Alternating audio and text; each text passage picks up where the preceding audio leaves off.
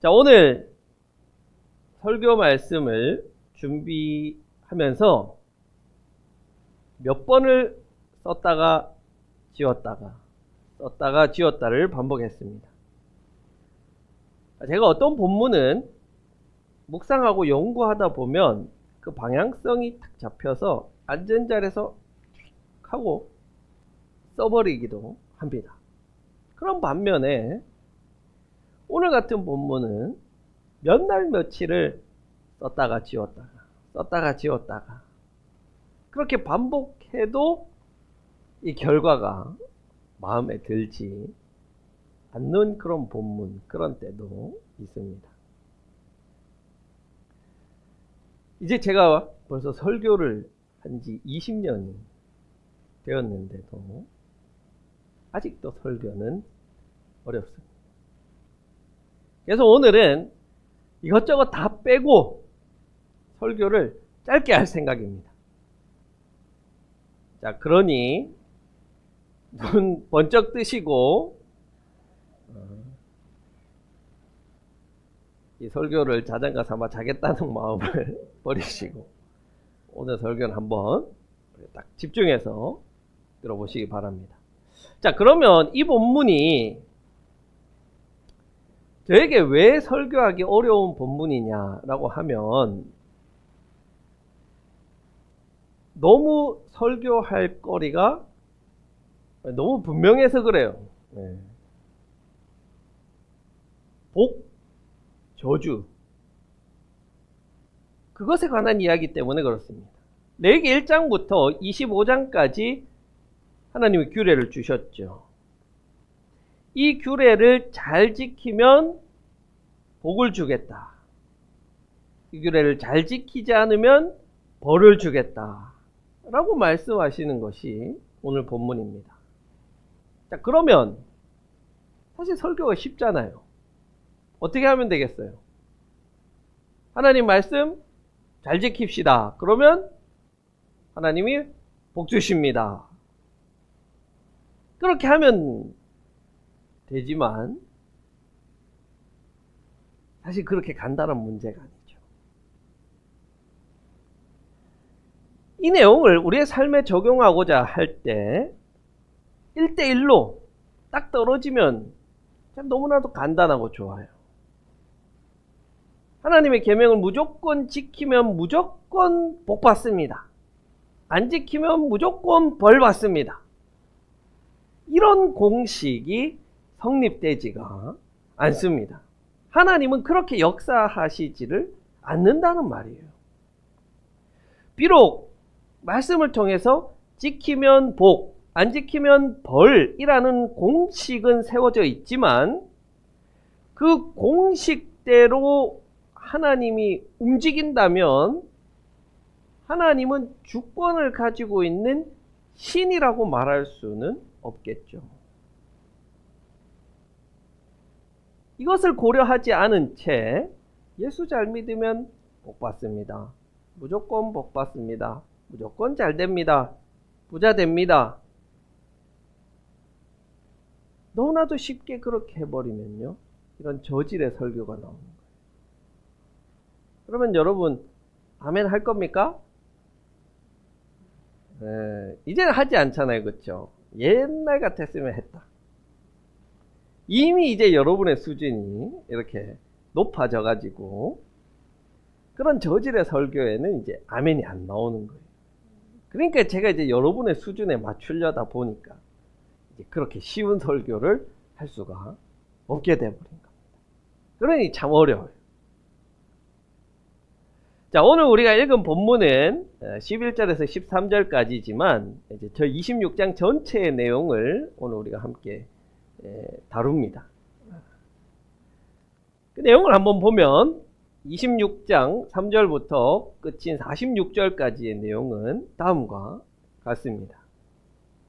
먼저 3절에서 13절까지 계명을 잘 지키면 복 주신다. 그리고 14절부터 39절까지는 계명을 지키지 않으면 벌 주신다. 그리고 40절에서 45절까지는 그 벌로 끝나는 게 아니라 그 벌 이후에는 반드시 회복이 뒤따라오죠. 하나님이 회복하신다. 그리고 46절로 끝맺은 말을 하고 있습니다. 여러분, 항상 설교를 통해서 제가 강조하죠. 하나님은 결코 벌로 끝내시는 분은 아니다. 벌 뒤에는 항상 회복이 있다. 회복이 있다. 이걸 여러분들이 기억하시면 좋겠습니다. 자, 그런데 오늘 우리가 이 많은 것들을 다 살펴볼 수는 없고, 오늘은 하나님을 잘 믿는 사람들이 받는 복에 대해서 한번 이야기해 보려고 해요. 자, 우리가 인생을 살아갈 때는 특히 우리 그리스도인들은 적극적이어야 돼요. 적극적으로 복 받는 사람들이 되셔야 합니다. 소극적으로 하면요, 나는 벌 받지 않으면 돼. 하나님으로부터 처벌받지 않으면 돼. 그러면 어떻게 해야 돼요? 아무것도 안 하면 돼요. 아무것도 안 하면. 우리 한 집사님이 아까 전에 어떤 분이 계셨는데 3년 동안 방에서 안 나왔대요. 그렇게 하면 죄 짓는 게 아니에요. 죄를 짓고 싶어도 지을 수가 없어요, 혼자서. 그러면 벌도 받지 않아요. 아무것도 안 하면 돼요. 마치 한 달란트 받은 종이 벌 받을까 무서워서 땅속에 묻어두는 것처럼 아무것도 하지 않으면 돼요. 그러나 그것은 그리스도의 삶이 아니고 하나님은 그런 자를 책망하세요. 우리는 적극적으로 사는 자, 복 받는 인생 되기 위해서 하나님이 복 주신다니까. 여러분, 이거는요 기복신앙이 아니에요. 이건 기복신앙과는 다른 겁니다.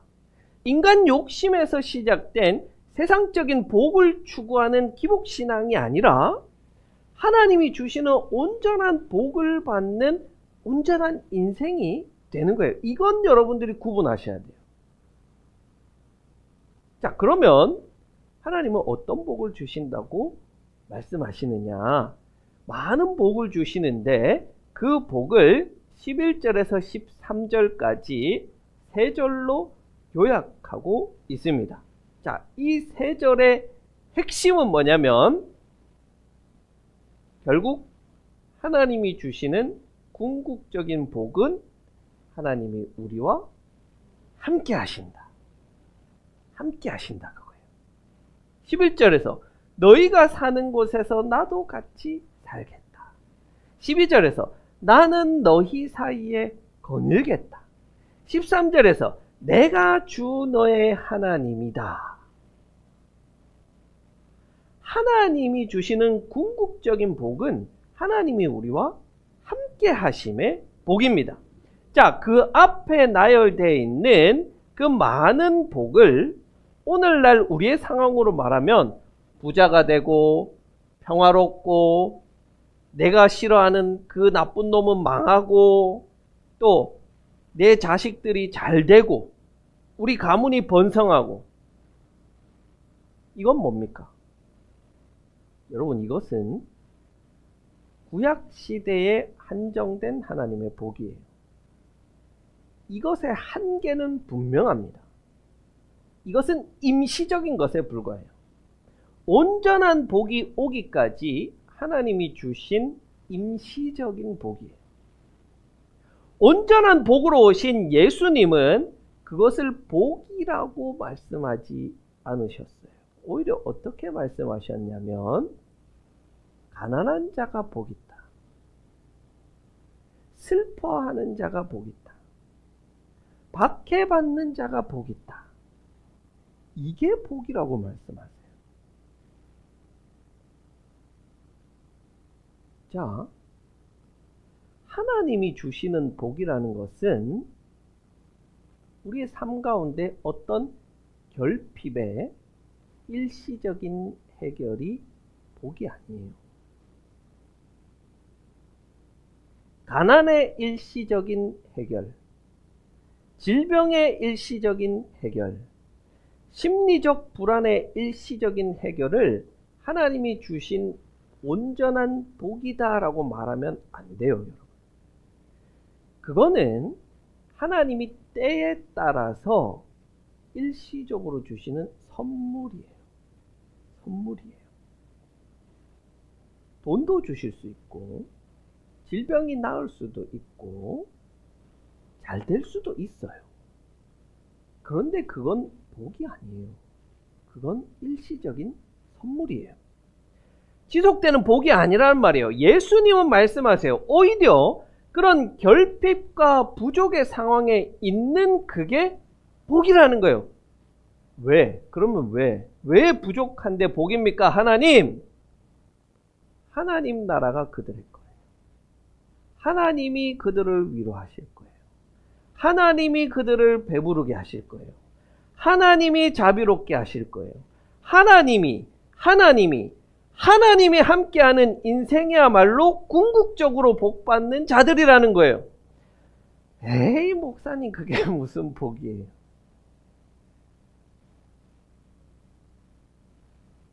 여러분, 그렇게 하나님이 함께하는 자는 세상이 망해도 망하지 않습니다. 진짜 하나님 복받은 사람은 삶에 어려움이 없고 장사가 다 잘 되고 부자가 되고 질병이 없는 상태가 아닙니다. 우리는 사방으로 죄어들어도 움츠러들지 않으며 답답한 일을 당하여도 낙심하지 않으며 박해를 당해도 버림받지 않으며 거꾸러뜨림을 당해도 망하지 않습니다. 바울이 고백해요. 사방으로 적들이 둘러싸도 움츠러들지 않는다는 거예요. 여러분, 여기서요, 죄어들어도라는 말은요, 헬라어 뜰리보메노이라는 단어인데, 이게 무슨 말이냐면 즙을 짜기 위해서, 포도즙을 내기 위해서 포도를 짓누르는 것을 말해요. 이게 죄어들다예요. 얼마나 어려움이 큰지, 고난이 큰지 포도주 틀에 짓눌려진 포도와 같이 되어도 움츠러들지 않는다는 거예요. 하나님 복받은 자들은 당당하다는 거예요. 낙심하지 않는다는 거예요. 버림받지 않고 망하지 않는다는 거예요. 여러분이 이 진정한 복을 받는 하나님의 사람들이 되기를 바랍니다. 제가 설교 쓰는데 빨리 내일이 왔으면 좋겠다. 여러분에게 이 축복을 해주고 싶어요. 이 복을 여러분들이 정말로 누리시기를 원해요. 하나님이 주시는 복은 내가 어떤 상황에 있든지 상관없이 누리는 복입니다. 내가 사업이 망했어요. 그래도 하나님께 복받은 자일 수 있어요. 내가 암에 걸렸어요. 그래도 나는 복받은 자예요. 하나님과 함께 하는 것이 왜 복입니까? 그것은요, 문제와 상황과 어려움에 매몰되지 않기 때문에 그런 거예요. 아무리 우리 앞에 커다란 문제가 와도 문제에 압도당하지 않아요. 문제와 상황이 나를 쥐고 흔들어서 내 마음이 갈대처럼 이리저리 흔들리는 것이 아니라 하나님이 나와 함께 하셔서 내가 중심을 잡고 딱 서 있으면 비바람이 와도 홍수가 나고 지진이 나고 천둥이 나도 나는 그 자리에 딱 서서 요동하지 않는 거예요. 상황에 휘둘리지 않고 내가 그 상황을 통제해 나가는 거예요. 어떻게 그럴 수 있느냐? 문제보다 크신 하나님이 계시니까. 문제 따위가 문제가 아닌 거예요. 하나님과 함께하는 자들은 그런 복을 누리며 사는 거예요. 그 복 가운데 있는 자를 오늘 본문 13절에서는 이렇게 표현합니다. 얼굴을 들고 다니게 하겠다. 이렇게 말씀하세요. 이게 재미있는 표현인데 개역 개정 성경에서는요, 바로 서서 걷게 하겠다. 이렇게 번역했습니다. 하나님이 함께 하시는 자에게는 어떠한 문제와 상황에도 압도되지 않는 자유가 주어진다는 말이에요. 자유를 가진 자만이 얼굴을 들고 서서 걷고 바로 서서 걸을 수 있는 거예요. 도로르, 그 자유를 가진 자는 그 어느 것에도 굴복하지 않는 거예요.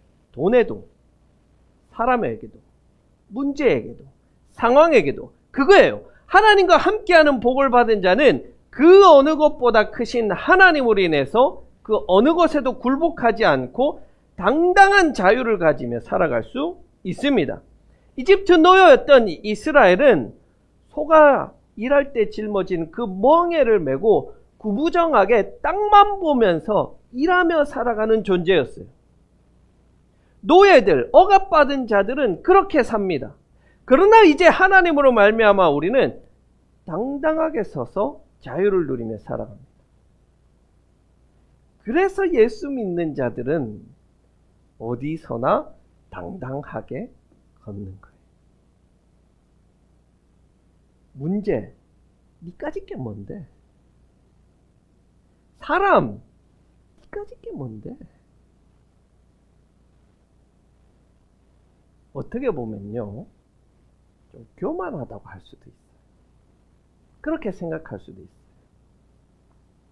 그러나 하나님과 함께 하심으로 인한 이 당당함의 자유, 이건 교만이 아니에요. 이건 자신감이고 하나님이 주신 복으로 충만한 사람의 모습이에요. 저는 자신 있게 말할 수 있어요. 제가 쥐뿔도 없지만 지금까지 이 복, 하나님의 함께 하심으로 누리는 이 당당함의 자유, 제 삶은요, 이거 하나 누리면서 살아왔어요.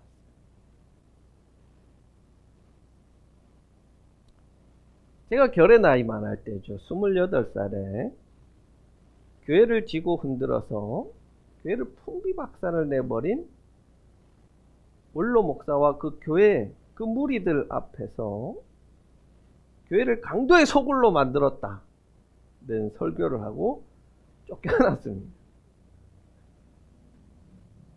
내 앞길을 막아버리겠대요.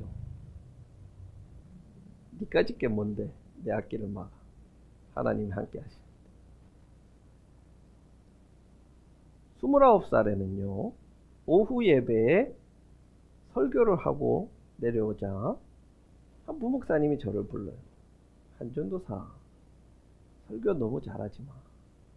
설교 너무 잘하려고 하지 마. 그러다 큰일 나. 설교를 대충 하라는 부목사, 니까짓 게 뭔데. 다음 설교는 더 잘 준비해서 더 잘했습니다. 제가 32살에는요, 교회를 돈을 받고 팔아넘기려는 담임 목사의 비위를 고발하고 낙향했습니다. 제가 김천으로 온 건, 시골로 온 거는 그것 때문이에요. 그리고 코로나가 한창일 때 개척했습니다. 코로나, 니까짓 게 뭔데. 여러분, 제가 잘났다는 게 아니에요. 하나님과 함께 하는 자들은요, 똑바로 서서 바로 걷는 거예요. 비굴하게 어디 숨거나 피하지 않아요. 그 당당함의 자유, 여러분도 누리고 계시죠? 조그마한 이득 보려고 여기에 굽신거리고 저기에 굽신거리고 내게 닥친 그 문제 해결한다고 이 사람 쪼르르 쫓아가고 저 사람에게 쫓아다니면서 내 삶이 문제와 상황에 휘둘리고 있지는 않습니다. 레위기를 통해서 하나님이 사랑하는 자들에게 주고 싶어 하셨던 것은 세상 그 어떤 것에도 속박되지 않는 자유, 그 자유를 주시기를 원했고, 그 자유를 가지고 당당하게 똑바로 서서 하나님을 보고 걸어가기를 원하셨습니다. 그것이 하나님이 사랑하는 자들에게 주시기 원한 복이에요. 여러분, 하나님 주시는 그 복 가운데 살고 있습니까? 그 복을 온전히 누리며 살고 계십니다. 어떤 사람은 나이의 노예가 돼요. 아이고, 내가 이제 나이가 많은데 못하겠나. 매사에 나이 타요. 어떤 사람은 돈의 노예가 돼요. 매사에 돈 때문에 못한다. 어떤 사람은 사람에 속박되어 있어요. 사람 때문에 할 수 없다고 말합니다.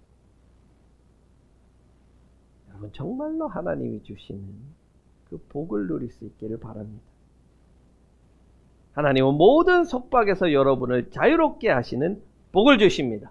어디서나 당당하십시오. 상황과 문제에 지지 마십시오. 하나님이 여러분과 함께 하십니다.